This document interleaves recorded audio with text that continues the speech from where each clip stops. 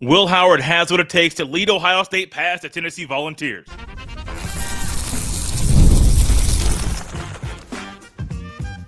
You are Locked On Buckeyes, your daily podcast on the Ohio State Buckeyes. Part of the Locked On Podcast Network, your team every day. Welcome in, Buckeye fans, to your Wednesday edition of Locked On Buckeyes, which is your daily Ohio State podcast. Part of the Locked On Podcast Network, your team every day. I'm your host, Jay Stevens, also the host of the Jay Stevens Podcast. And today's episode is brought to you by FanDuel, because you can start the season with a big return on FanDuel.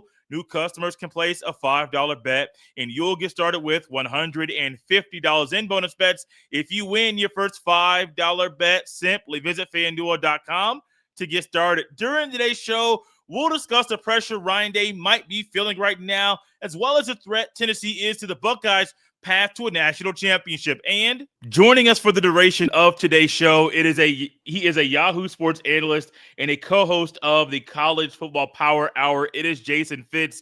And Jason, one thing we know about Ohio State, the offense, when it's at its best, it's a high octane offense. You got guys in the running back and the guys at wide receiver that can do a lot of great things. But it all starts with number 18, Will Howard. And I think for this matchup against Tennessee, I think he is good enough to beat the Volunteers, which should bring a lot of smiles to Buckeye fans' faces. No, he's good enough. There's no doubt.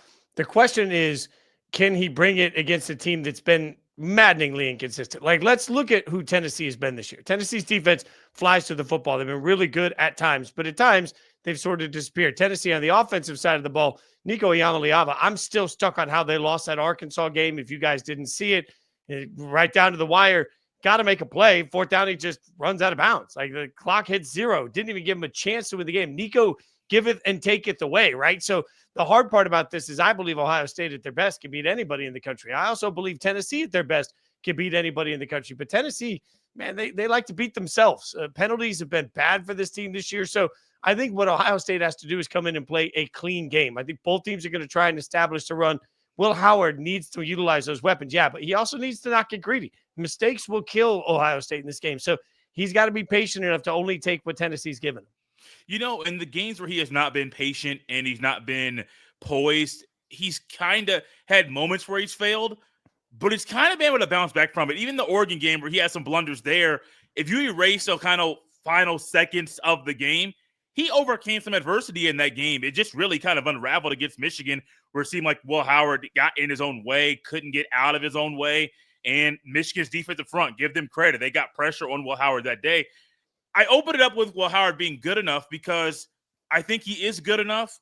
I know what Tennessee is as a football team, their inconsistencies. I think that Tennessee can do some things to pose a threat to Ohio State on the Tennessee's defense. But I think Will Howard's looking for a bounce-back game, and he can kind of view this opportunity in the playoff to bounce back and show everyone that he can still do good things on the football field against good teams. Yeah, and part of the issue that they faced in Michigan was a revolving door on the offensive line, right? Like, that Ohio State offensive line has been banged up in ways that we just need to talk more about, right? And I think everybody understands that there just aren't that many offensive lines that are poised to go through the level of depth we've asked Ohio State to get through. That's a lose-lose scenario, right? So part of that, then you look at it and say, okay, now I've got a little time. If you're Ryan Day, I've got a little time to get ready for this game.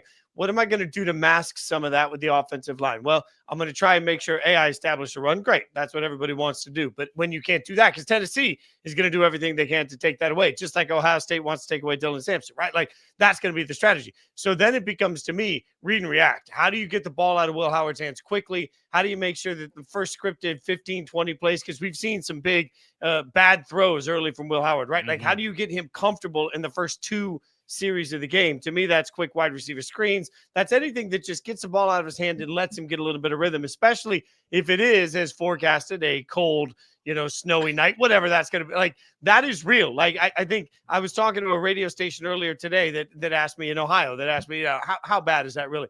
I lived in Nashville for over 20 years. I live in Connecticut now. The difference between cold in Knoxville, Tennessee, and cold in Columbus, Ohio is staggering, right? So I do think that there's a little element like, let's quarterback get some rhythm, watch Tennessee try and thaw out in the first few drives of this game, get Will Howard making quick reads, quick decisions, get the ball out of his hands. I didn't even care if they're long, sustained drives. Just get rhythm early on. That's going to be important for Ohio State. Their rhythm's going to be beneficial for not only Will Howard, but the offense. And I think this is a game where Ohio State might try to go more up-tempo because I feel like when Ohio State's offense is more fast-paced, it helps everybody involved, and it kind of helps Will Howard kind of settle in a little bit. But I don't know if that's going to happen because Ryan Day really hasn't made that choice to do that consistently. We've seen it a little bit, 2-minute drill, 4-minute drill. Sometimes things are going, let's pick up the pace. But Ryan Day hasn't said, hey, let's pick up the pace consistently for 4 full quarters. And I think he needs to. But my concern is I don't know if Ryan Day is going to do the things that are the right moves in this game. Even if they win the game, it's still going to be, well, we chose not to do this, chose not to do that. And I don't know how great that is for the Buckeyes' confidence going into a game when you know there are things you can do to help your team out, but you're not sure if the coach is going to make those calls. One of the things that really stuck in my mind when I first went to work at the time for ESPN, and I started talking to so many guys that played college football at the highest level or played in the league. And the one thing they'll always tell you is that we talk a lot about player egos. We don't talk enough about coaching egos. And I think you've got a couple of examples here. And Chip Kelly is somebody that has accomplished so much, right? You can't take anything away from what Chip Kelly has accomplished. But at some point, you got to look at it and say, here's what I want from my best coaches and offensive coordinators and head coaches. I want to treat it like it's the TV show Chopped. I'm going to open my basket of ingredients. I might not have what I thought I was going to have in there, but I'm going to make the best meal you've ever had with the ingredients that I have. Sometimes I think Chip Kelly particularly gets stuck in the mold of this is my offense. This is what I do. This is the trickery I want. This is the pace of play I want. This is how I'm going to do things. And when that happens, man, sometimes you just got to look at it and say, okay, I know what I want, but what will my team execute? I think to your point, going high-paced offense helps a quarterback so often because it asks them to read less, right? It asks them to make a quick decision before the snap of the ball. It lets you just get rhythm and routine. I think that's a smart strategy. I think a lot of coaches have too much pride to want to do it because they think they can will their team with their strategy and how to win. Well, is this the kind of game where a coach that has that kind of ego realizes he is the issue and gets out the way to let the players do what they're supposed to do? Man, that's a hard – because you said it at the beginning. We're going to talk about Ryan Day. But when you talk about this entire coaching staff, we are talking about a team that was paid for in every right way. Let me say this loudly for Ohio State fans. Like, I have no problem. I love NIL. I'm on record at every network I've ever worked at. I love NIL. And I love a team that it goes out and aggressively uses NIL to win a championship. But let's be real. When you do that, my analogy for you Friday Night Lights fans, you got to explain to Buddy Garrity where that money went and what it's being spent on, right? Like, Buddy Garrity's looking around saying, hey, I got you this roster. You got everything you need. Now all these coaches, they got to feel it. They got to feel the ceiling coming in on them a little bit, the rooms closing in on them a little bit, which means in that moment where you should naturally let go and let your players do what they do, how do you not hold on to what you think gets you through that moment? It's tricky. The more coaches feel stressed, the more I wonder if they have a hard time letting go to just let the plays happen the way they should. You know, Jeremiah Smith is a guy, him and Emeka Egbuka, those two receivers that Will Howard is very fortunate to play with. Those two guys, when they're at their best, I mean, no one can stop them. I haven't said the things I've said about Jeremiah Smith about almost any other receiver at Ohio State. I am old enough to remember Randy Moss in college, but I'm not old enough to be knowing everything that he's doing out there on the field. I just know that guy can't be stopped. In the NFL, I know he couldn't be stopped. Jeremiah Smith, he can't be stopped unless the people get in the way that are calling the shots. I think if everything flows and goes the way that it should, I think you target Jeremiah Smith 8 to 10 times, Emeka Egbuka 8 to 10 times, and allow those guys to help the offensive line that you mentioned is reshuffled and having to move around because of injuries. Let those guys on the outside help everybody else on the offense flow like it's supposed to. So which came first, the chicken or the egg? This is where it becomes interesting because I agree with everything you just said. So now you got 2 ways to go. You come into this game, first couple of series, you light it up. You know what? I got better weapons on the outside than you have seen all year, Tennessee. I'm going to threaten you to try and stop them. I'm going to do a lot of quick movement, quick motion. I'm going to try and get everybody out quick, but I'm going to throw the ball. And I'm going to throw the ball enough that you then have to be responsible for trying to shut it down, which is going to lighten the box, which is going to let me run the ball better. That's what I think makes a lot of sense. I fear in these situations, most coaches want to do the opposite. I'm going to go in and I'm going to run the football. And by running the football, you're going to have to allocate all these resources to stopping the run. And then I will free up my ability to pass. In this year's college football, much like this year's NFL, if you can run the football and you can stop the run, you will win the national championship. If there's anything we saw championship weekend that I think impacts the playoffs, watching Penn State run the ball on Oregon the way they did, that has to be jarring for Oregon as a program right now. They got to be doing sleepless nights trying to figure out what happened, because if you get run on, you are going to lose. So the question becomes, do you run to set up the pass or do you pass to set up the run? I think Tennessee is expecting so much of the run to be a part of this. I would actually love to see Ohio State come in, try and light them up from the beginning. Give me a little play action and a couple of deep shots. Make them early respect the fact that, no, we are going to throw the football, and let that loosen up your running opportunities. I think that'd be a much better strategy. I fear that what we're going to see in the first quarter by both teams is 3 and out, handoff, throw, handoff, throw. And it's just going to be that repeatedly trying to establish a run. Jason and I, after the break, are going to continue this topic because I had to shift my philosophy because of Ohio State's offense this year with how I think things are going to go, and I'll tell you why next. This episode is brought to you by FanDuel. Get ready to tackle the NFL action with FanDuel. It's America's #1 sportsbook, because right now new customers can bet $5 and get $150 in bonus bets if you win. The FanDuel Sportsbook app gives you everything you need to place live bets on the NFL, and it's all in one place. So when you get a hunch in the middle of the game, you can check out the latest stats, view live play-by-play, and so much more on the same page where you place your bets. Simply visit FanDuel.com to join today, and you'll get started with $150 in bonus bets if you win your first $5 bet. All of the action goes down in 2 places, on the FanDuel Sportsbook app and at FanDuel.com. Never waste a hunch and make every moment more with FanDuel, an official sportsbook partner of the NFL. This offense this year has been very, very weird, and I'm just like you. In most years, in most offenses, I try to use the run to set up the pass. I think with the injuries, you kind of got to go outside first, and that doesn't go with my philosophy. I don't like trying to go outside and go inside, but it's just like in basketball. A lot of teams nowadays, they don't have guys down low, and if they do have a guy down low, they're still trying to go outside, use the outside the three-point line to get the ball inside the paint. And I hate saying it because Ohio State's had great running backs throughout decades. But this might be a game where they go back to doing what's the easiest thing for the offense and helps the offensive linemen, and to go outside.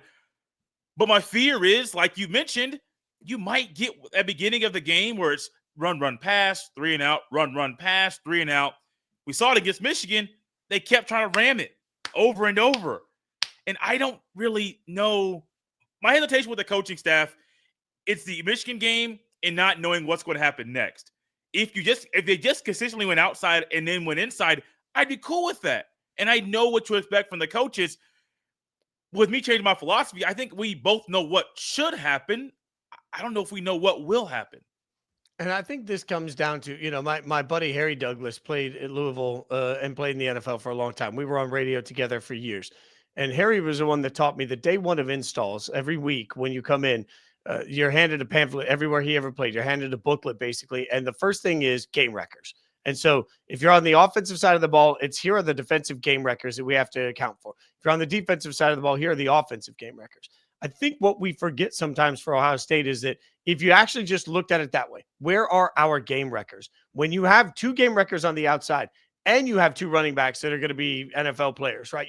You have 4 different game records there. So now when you've got 4 different guys that can actually change the entire outcome of a football game just by getting it in their hands, instead of just looking at it and saying, I want to feed my records, I think you really have to look at it and say, so where is my best opportunity to make the most of what I have from these game records? And that's a much different, because look, it's a copycat world in college football. You can't tell me that Tennessee didn't just sit there and watch the Michigan tape over and over and over again. Tennessee's got a smart coaching staff. So they looked at it and said, okay, I know how to beat Ohio State. Just don't let them do that one thing. You don't let them do that one thing, you're going to be just fine. It's up to Ohio State to prove otherwise out of the gates, right? And that's where, okay, we're going to do this. And that's why I keep saying, just get the ball. I don't care if it's wide receiver screens. Get the ball on the outside quickly, which forces the defense to then line up a little bit different, which might make it easier to feed your wreckers in the second half.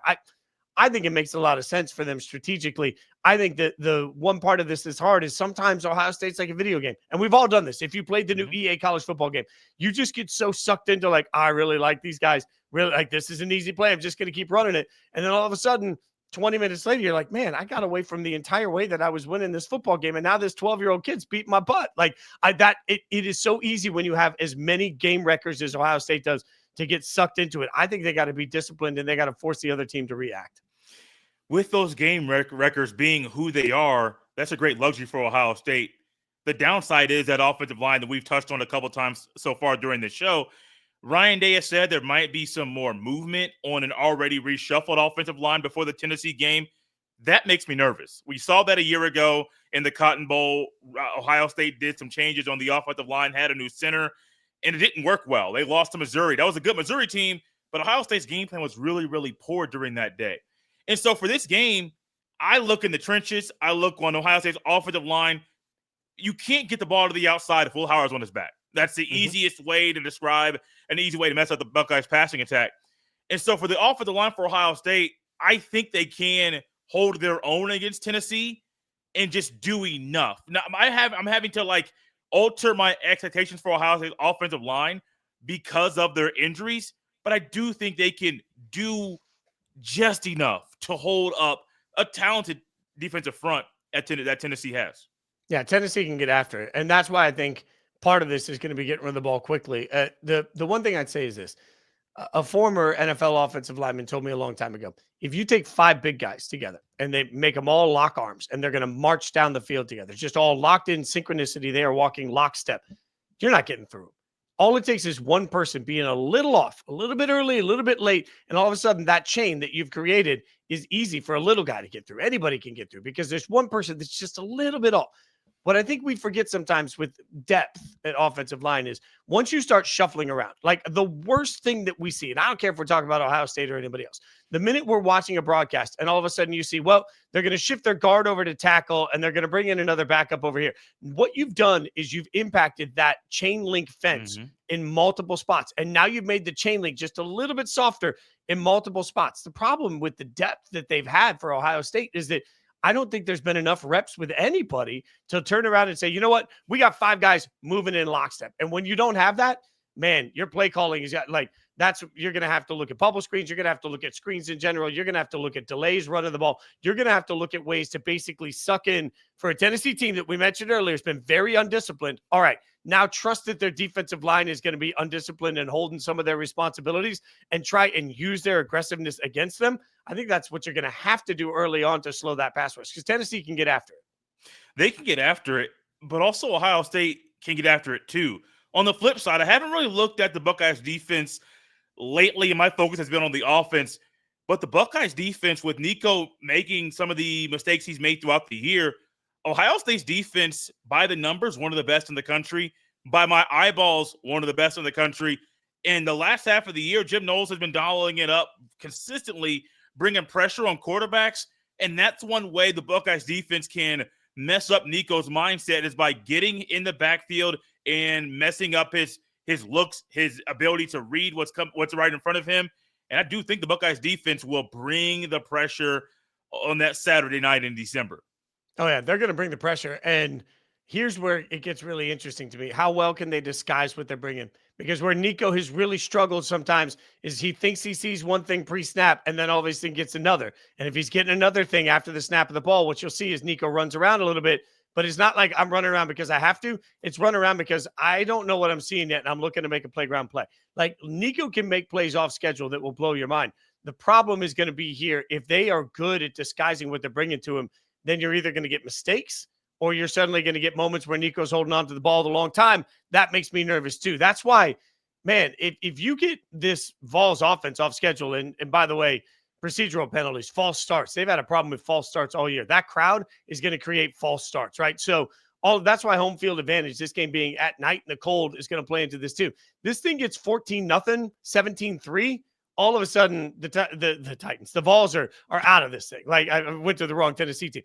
I don't think that the Vols are built to be able to withstand this game if it gets out of control early. That's why if I'm Ohio State, man, I look like I'm bringing it every time. And sometimes I'm dropping it back and I'm hoping Nico doesn't read it right. And I get a nice little pick. Like turnovers, false starts, they're going to be huge against Tennessee. I think Tennessee, if they survive the first quarter of this game, that's where if I'm an Ohio State fan, I'm nervous. If this game is close midway through the second quarter, now I'm thinking, hey, they took the punch and they're bringing me a counter punch. Now we get nervous. Where this thing gets out of hand is, man, a couple of quick early mistakes from Tennessee, and this game gets wildly out of whack. One thing Jason and I have not done consistently throughout the show is talk about the pressure Ryan Day is feeling right now. We're going to do it after the break.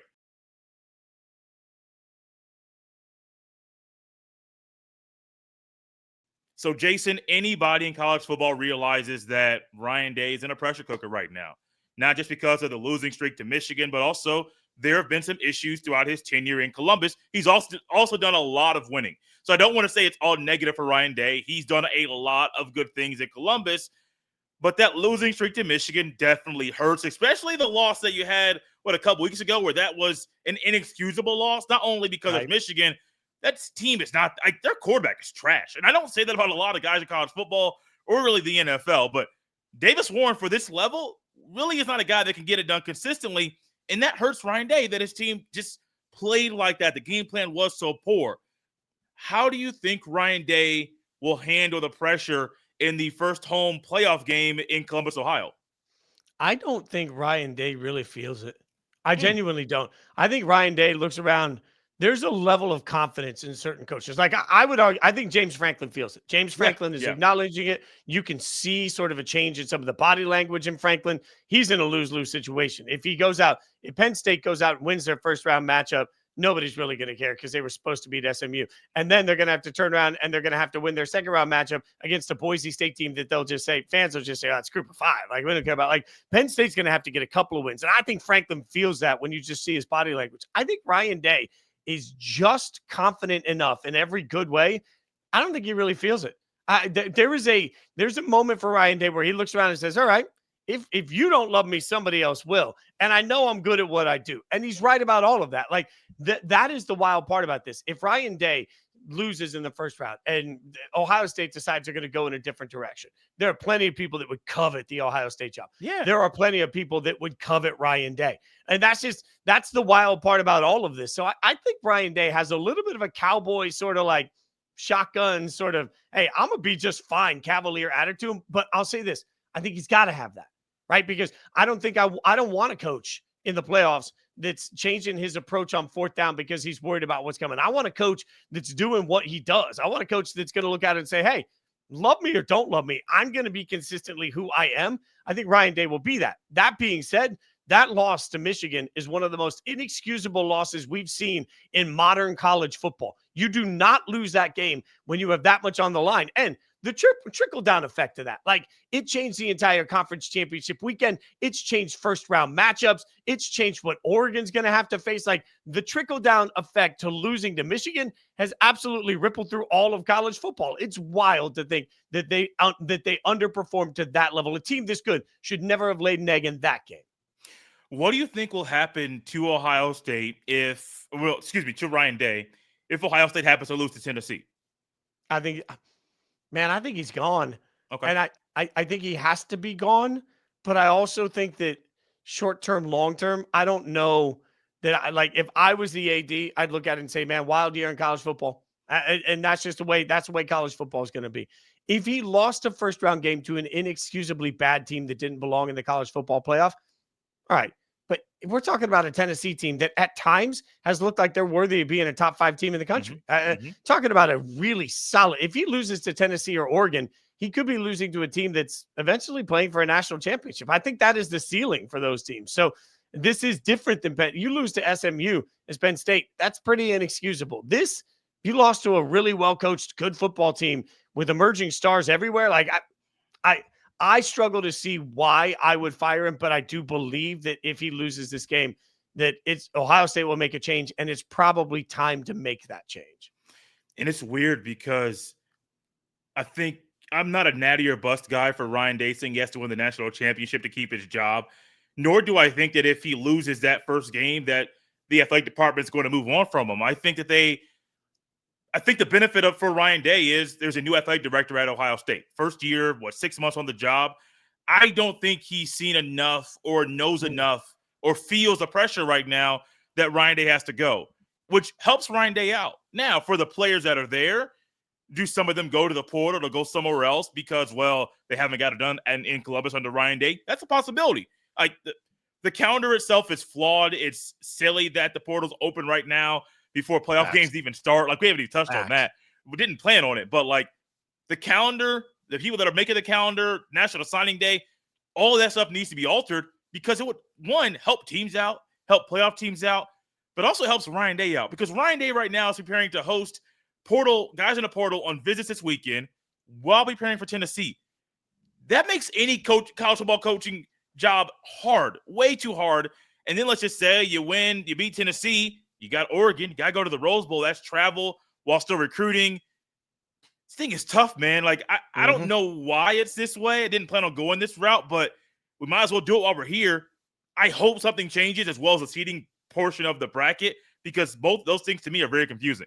Yeah, I think that this is the perfect opportunity for them after this year's college football playoff to look at it and say, what now has to change, right? And you're right on both of those things. Seeding in the playoff bracket that's just stupidity from college football 101. Like, they could have simply looked at the brilliant minds that run college football, could have simply looked at the brilliant minds that run college basketball and said, hey, how did they do it there? You win your tournament, you're automatically in. That's fine. But you're not promised a 1 seed because you were the ACC basketball champion. Like, it is just stupid that they have changed this entire. And if I'm Oregon, I'm mad. Like, what number 1 seed in any sport has ever had a tougher run compared to the rest of it because of all of this? Like, Oregon's looking at it saying, so my benefit is I'm either going to get a Tennessee team that pulls off the impossible that is very well thought of, or I'm going to get an Ohio State team that for much of the year was the number 2 team in the country for my first round matchup. Thanks for giving me a bye. Like, in the meantime, sitting around looking at some of these other teams at SMU, Boise State, Arizona State that barely qualified for the college football playoff, and we're letting them sit around and just sip on some cocoa and watch all this thing. Like, this was stupid. From the outset, this was stupid. They got to fix it. I hope they fix it right away. I hope they figure out a way to fix it because everything else about this process, I think, has been beautiful. But if you're going to give the top 5 conference champions a bid, that's fine. Don't give them an automatic seed. No, not at all. Not at all. Is there anything you would change? Let's say you're a consultant trying to help college football coaches be better. What would you say to Ryan Day to make sure the Buckeyes beat Michigan next year? Yeah, I don't know that there is an easy answer for this because you have the focus, you have the talent, you have the players. Why haven't you gotten it done?